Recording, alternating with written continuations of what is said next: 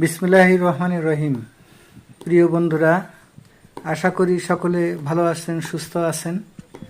আমি doctor M A high Sikdar, আমার doctor সম রূপ গার্ডেন ছাদ বাগান থেকে বলছি। এই দেখুন আপনারা, এই ফুলগুলো ফুটেছে এর আগের দিন 25 তারিখে যে ফুলগুলো ফুটেছিল সেগুলো স্বাভাবিকভাবে তার পরাগায়ন করা গেছে। এখন আপনারা জানেন যে বৃষ্টি যদি হয় তাহলে কিভাবে ফুলের পরাগায়ন করাতে হবে। আমরা ফুলগুলো ফোটার আগেই এই ফুলগুলো পলিথিন দিয়ে ঢেকে দিয়েছিলাম। এখন দেখেন ফুলগুলো ফুটে কিভাবে পলিথিনের ভিতরে ফুটে আছে।